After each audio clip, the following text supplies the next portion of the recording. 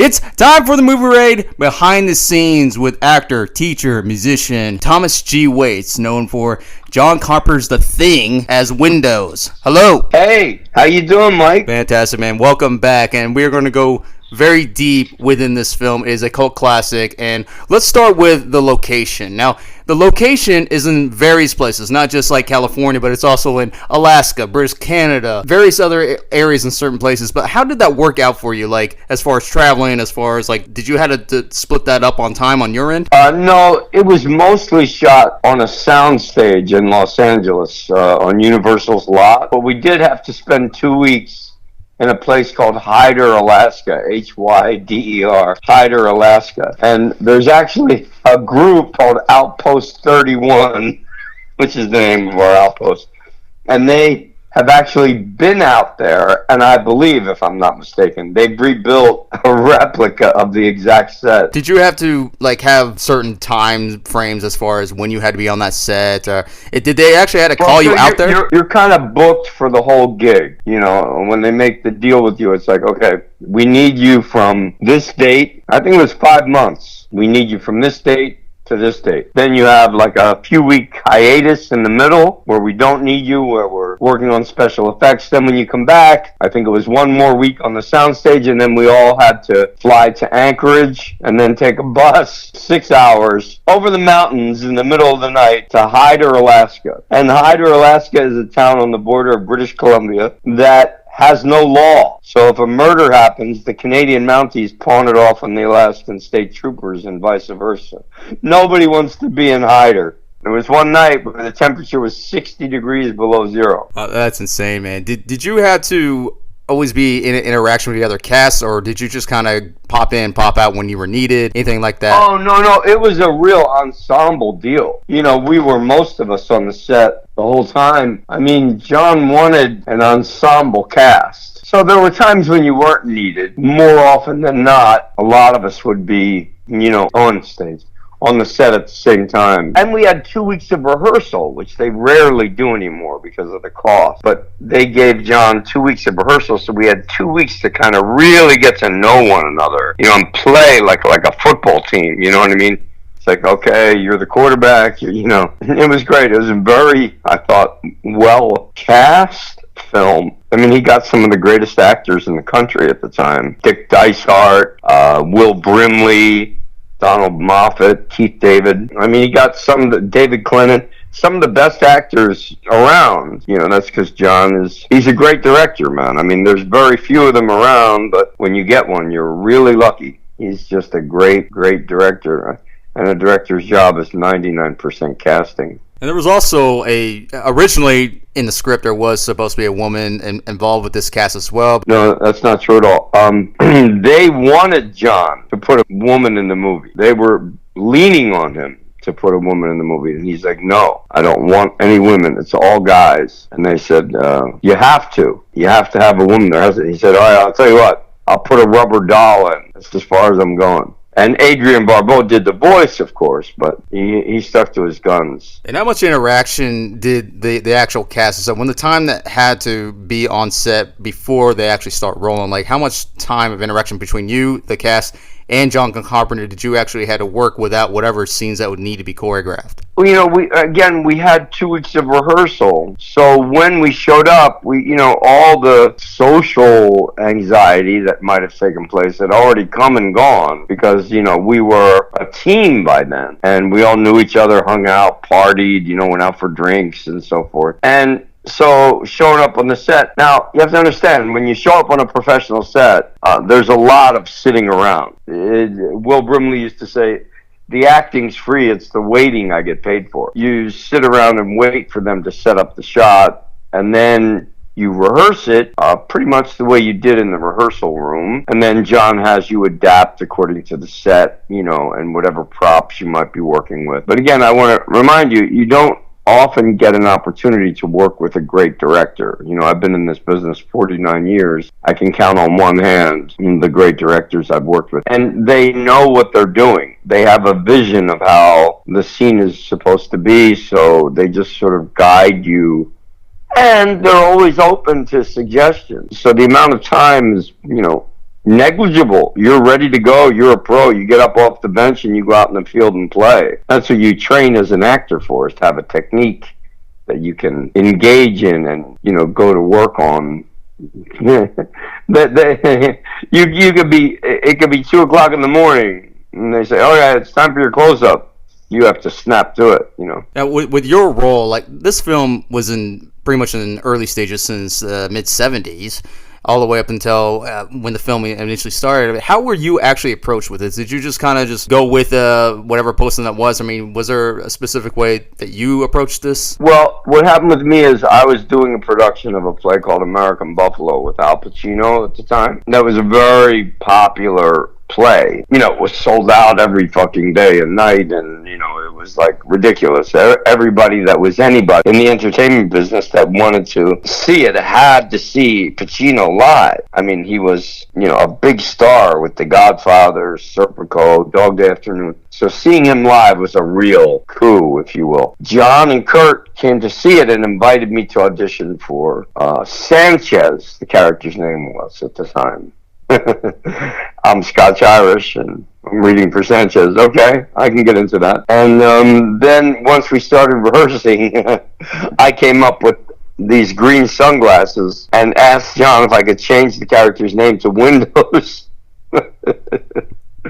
It's the only movie that has Mac and Windows in it. Before there was such a thing invented. Before there were even computers. I auditioned, I got the part, and then had to leave American Buffalo, of course, to go to the West Coast and shoot the film. But that's how it happened for me. Now, your character is fairly silent, and it's kind of like in the shadows, and he kind of pops out when he's really needed. But how was the character approach to you? Were there any kind of concepts to your character that you personally was thinking of, or with John, that didn't really make the cut per se before the shooting appeared? No, I mean, John knew what he wanted from the beginning. The fact that he allowed me to change the character's name was great for me. I think it makes the character much more memorable. But other than that, it was pretty much how Bill Lancaster had written it. It was a great experience because John creates an atmosphere on the set that just makes actors really want to get his approval. And that's a magic ingredient that I don't know how you get it or where you get it from, but he's got it. When you do this kind of work, acting, writing, directing, you have to welcome surprises. Surprises are the things keep the set exciting. With such a cast of great actors, there were always lots of surprises. But again, all under John's dominion. He's a very strong director. Nothing happens without his final say-so. At the same time, he's very flexible and open to ideas. If you have any that he thinks might work, he'll go for them. Was there ever a thought process in terms of your character should, as far as personality goes, even reacting to a situation? Did you even use any of the Who Goes There book as kind of a character reference in any form? I did read the short story and I loved it, but we never really used it because John's take on it was so completely different. The book is really kind of about a big, scary space monster that enters the Earth and will destroy everyone by brute force.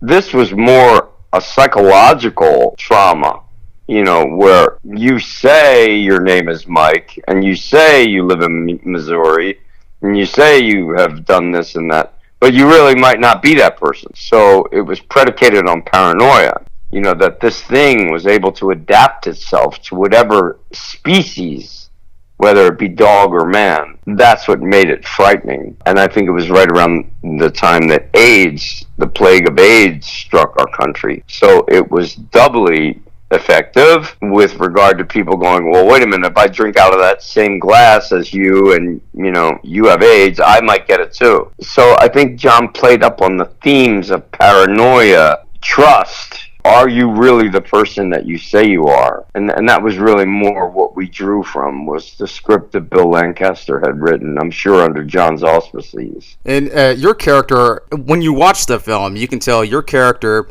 is very distant, but that also adds the element is he or is he not the Thing throughout the whole process of this film. But like you're pretty much like not there, and then you're there, and then you're not there, because you got the whole other ensemble there. But was it a little bit different, like the fact that you have some screen time here but not so much over here when everyone else had their attention here? Or did you feel that was more fitting for your character? I'm surprised that you even say that. I never felt like I wasn't there. I mean, I know in the final cut, it may seem like a bigger or smaller part to you or someone else, but to me, I felt like I was always there. I felt like one of the guys, one of the highlights of my life, to be honest with you. The fact that your character just adds on to the whole suspense, because there's also even confliction with Palmer that is never explained, but that's a good thing, because that gives more to it. It's like, Windows, where were you? And then you're like, fuck you, Palmer.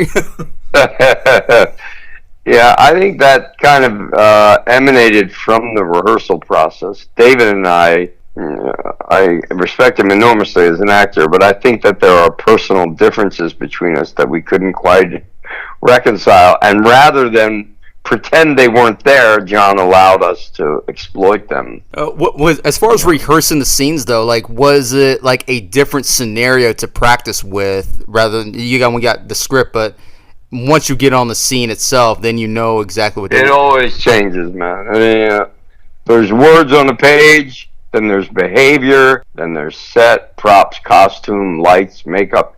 Everything changes, and you just adapt. You go, oh, I didn't realize I was going to be standing over here instead of over there. Oh, I didn't realize I was going to get to play my guitar in this scene, or I didn't realize this. You have to always be willing to be flexible and adapt in accordance with what the film's needs are.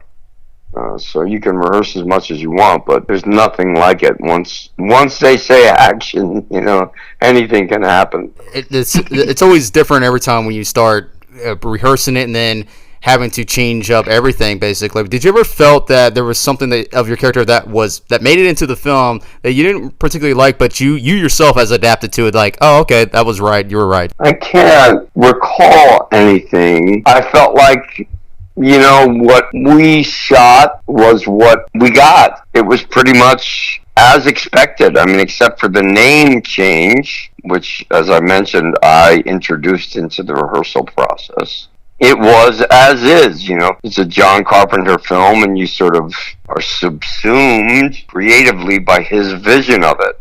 And I felt like I did a good job for him, and I think he was happy with what I did. I was surprised that it got critical, negative response when it first was released, but that just goes to show you what critics know, because as time has gone on, it's turned into be a cult classic, which has done very, very well, because John lost a lot of work as a result of that film, as a result of sticking to his guns and, not having a woman in it and doing it the way he wanted it done.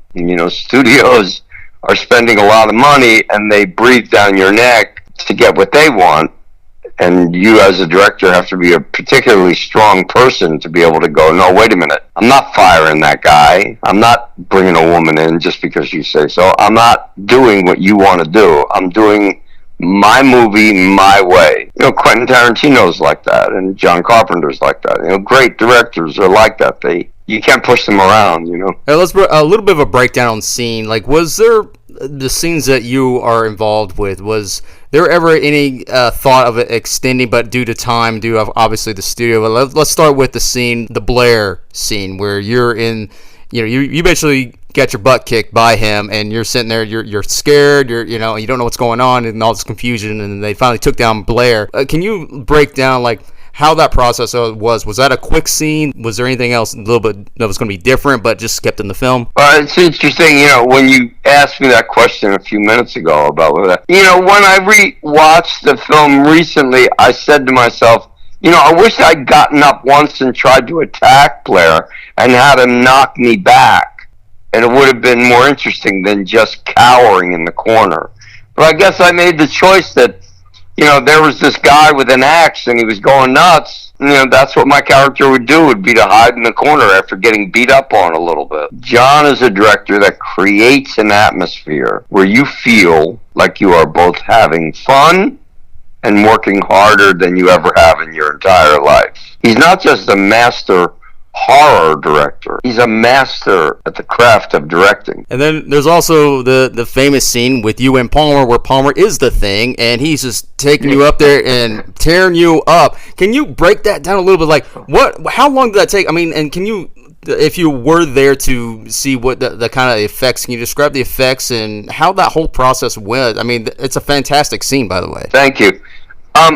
What happened, as I recall, I had been off for a few weeks prior to that shot. And then they said to me, okay, it's time for you to come back to LA, do your death scene. You know, I'd been kind of out of the loop for a couple of weeks. So it was interesting being out and then dropping in on the day that I had to do my big death scene. I remember feeling like I don't belong here. I'd lost the kind of groove, you know. But after a few minutes, we rehearsed the scene a bunch of times. It was exciting. It was like Windows in many ways is, you know, innocent in the wilderness. You know, he's not jaded. He's just terrified.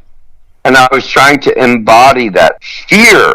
I was trying to capture that fear, to really be terrified. There's certainly a lot to be terrified in our country today, so I could draw on that.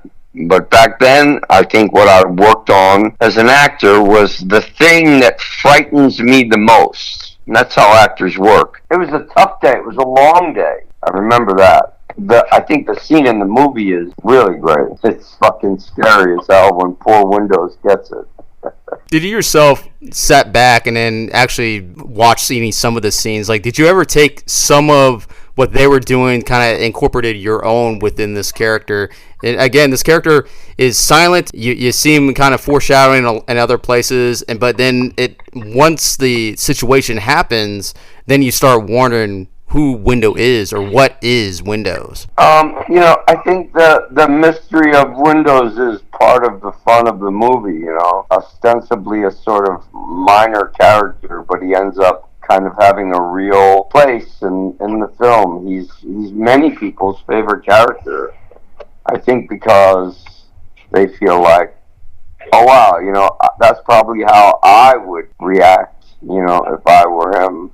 Since, you know, the film did, when it got all kinds of, you know, negative feedback at that time, I mean, being paid for this, was it considered a high role for you at that time, or at least a good opportunity for future roles, or, I mean, due to the budget on the effects and everything else? I felt that it was an opportunity to work, you know, with a great director, and I wasn't going to pass that up. And I love Kurt Russell. And yeah, to me, it was like a win-win situation. Would you ever want to put your character somewhere else in that film, or did you feel that how your character was used and utilized, that's what made everything the way it is? Because up until that Palmer scene, the confliction and everything else, you could have put your character here, but ultimately, this was the best draft.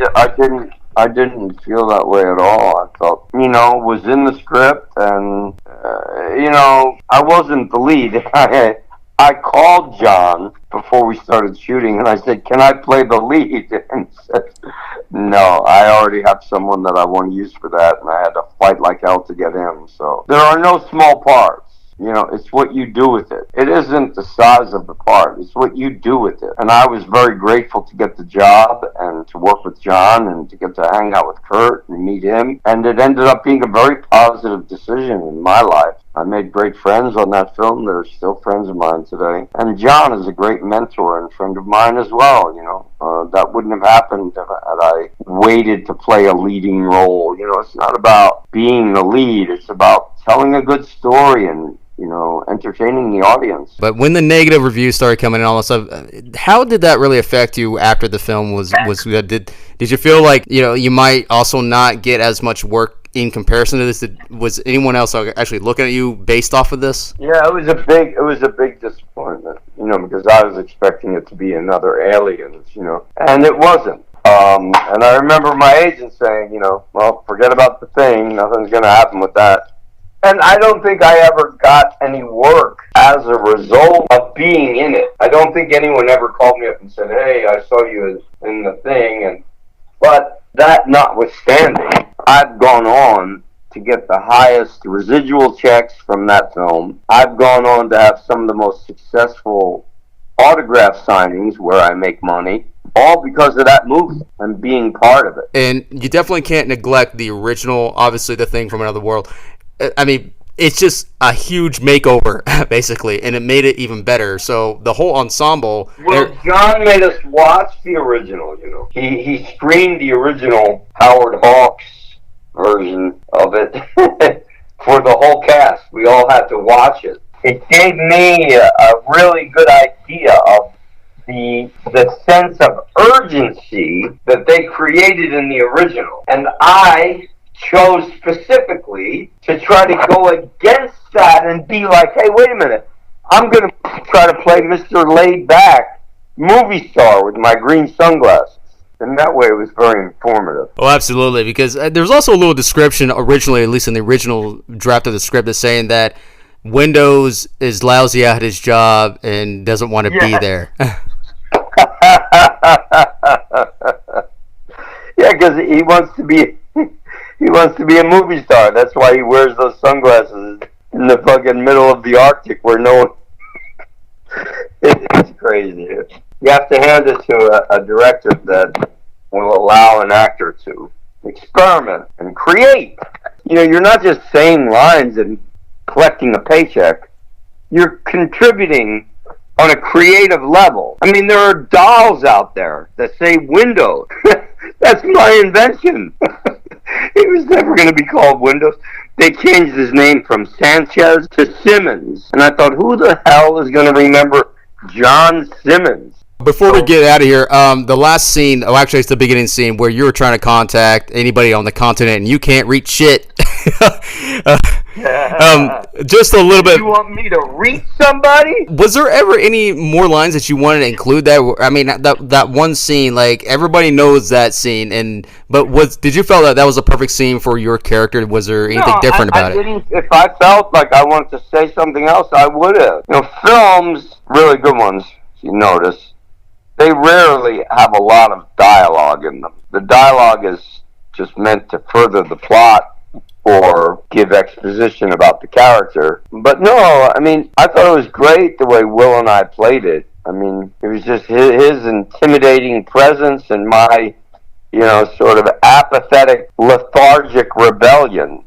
I didn't feel like I wanted to say anything else. Like I said, my only regret would have been that in the scene where he has beaten me up and is chopping up the radio station, that I would have tried to attack him and been thrown across the room. But Will probably would have fucking killed me. He was a bull of a man, very strong, real cowboy. So maybe it was smarter that I didn't try to do that. Before we get out, is there anything else that you'd like to add? Well, I'd like for all my fans out there to follow my band, Heartbreak Waits. Heartbreak, everybody's had their heart broken, so Heartbreak is easy to remember. And Waits is spelled W-A-I-T-E-S. So Heartbreak Waits is the name of my band on Instagram. Please follow us. We have an album coming out in the fall. Also, I have a one-man show called Lucky Man, A Warrior's Journey. You know I was in the Warriors, too. We just did a 3-week run of it here in New York, and we're going to try to revive it here in the city, or maybe at other cities around the country. And I have a film called Target, a playful sex comedy available on Amazon Prime Video. And it's really funny and it's really good. And John Carpenter likes it. Please check it out. There you have it, everybody. That is Thomas G. Waits.